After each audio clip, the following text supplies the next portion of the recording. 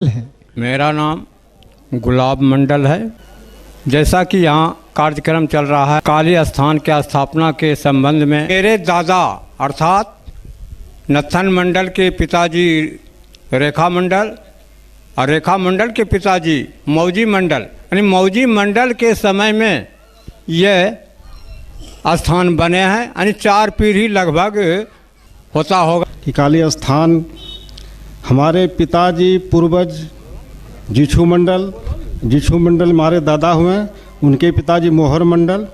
जब ये दियरा पड़ा था, जिस समय 300 बरस पहले की बात है, जब दियरा पड़ा था तो बोल रहे थे कि जब काली माँ का 76 गंगा जी में, छोटी गंगा में भस्कर आए थे, उसी समय गांव के लोग उठा करके यहाँ लाए। अभी इसका खोज खबर हो रहा है, ये सुंदर बात है। तो दूर दराज से लोग भी आते हैं, तो काली मंदिर का भव्य मंदिर देख करके लोग कहते भी हैं, बड़प्पन भी करते हैं कि यहाँ का जो मंदिर है बहुत भव्य है, बहुत सुंदर है, ये लोग बोलते हैं। उसी समय अखेड़ा पीपल गाछ बोल रहे थे कि हमारे परदादा पीपल का गाछ लगाए हैं, उसमें अखेड़ा भी होता रहा। मंदिर का निर्माण कब हुआ, कैसे हुआ और सन ईस्वी के बारे में ये जो खोज कर रहे हैं ये काबिल तारीफ़ है।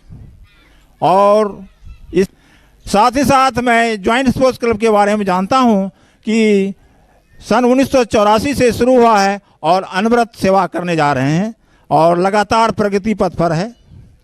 सदियों से काली पूजा समिति हम द्वारा यह मेला का आयोजन करता है और करता रहेगा। यहाँ की माँ काली और माँ भगवती की आस्था प्रत्येक आम नागरिक के हृदय में स्थापित है। कार्यक्रम रखना जरूरी था क्योंकि बाहर के लोग ये जानकारी चाहते हैं इस मंदिर का निर्माण कब हुआ, यहाँ पर प्रतिमा से स्थापित की जा रही है, कब से मेला का भव्य आयोजन हो रहा है, इस सब का। और पत्रकार लोग भी ये सब जानना चाहते हैं, लेकिन हम लोग सही स्पष्ट उनको जवाब नहीं दे सकते हैं। इस वक्तव्य के बाद हम लोग निर्णय करके एक निश्चित डेट रखेंगे और भविष्य में, ताकि और आने वाले पीढ़ी को यह जानकारी सदा मिलते रहे। कि आज के दौर में बलि की जो लाइन लगता है वो रिकॉर्ड तोड़ होते जा रहा है। आस्था का अनुमान हम इस बात से लगा सकते हैं और मैं बहुत ही आस्था रखता हूँ। यह कार्यक्रम आज वैज्ञानिक युग है, टेक्निकल युग है। निश्चित रूप से हर चीज़ का दस्तावेजीकरण होना चाहिए। तो मैं आज हम लोग जो भटक रहे हैं, आज इर्द गिर्द इस बात की जो हम लोग खोज कर रहे हैं, अगर पूर्ववत जिस वक्त यहाँ पर इस माँ काली पूजा या माँ काली का जो या मंदिर का निर्माण हुआ था, अगर कहीं ना कहीं कुछ लिख डालते तो आज हम लोगों को इस खोज की ज़रूरत नहीं पड़ती। आज विज्ञान, या तो चीन कहिए या तो जापान कहिए, ये सारा देश जो विकसित देश है उसका एक दस्तावेजीकरण निश्चित रूप से है।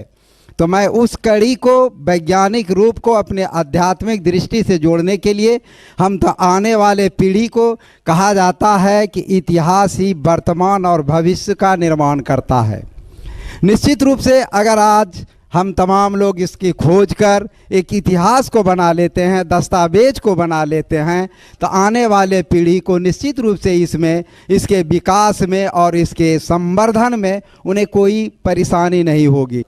मैं श्रीकांत भगत, संग्रहालय अध्यक्ष, भागलपुर संग्रहालय, ममलखा गांव के बीच में अवस्थित काली मंदिर का निरीक्षण किया। यह मंदिर अपने स्थापत्य से विलक्षण है। बनावट के दृष्टिकोण से यह मंदिर 17वीं सदी के उत्तरार्ध का निर्मित प्रतीत होता है। मंदिर की लंबाई चौड़ाई से दुगनी है। पूरा मंदिर ईंट और सुर्खी चूना से निर्मित है, जिसका छत आयताकार ग्रेनाइट पत्थर की पट्टी से पाटकर सुर्खी चूना से ढलाई किया हुआ है। छत पाटने के लिए बिंब के रूप में लकड़ी और लोहे का भरपूर प्रयोग देखने को मिलता है। मंदिर की दीवार की मोटाई 25 इंच एवं मंदिर की ऊंचाई 26 फीट उस समय के भवन निर्माण की विशेषता थी, जो इस मंदिर में दृष्टिगोचर होते हैं। मंदिर के बारे में मैं कुछ बुजुर्गों से जानकारी प्राप्त की।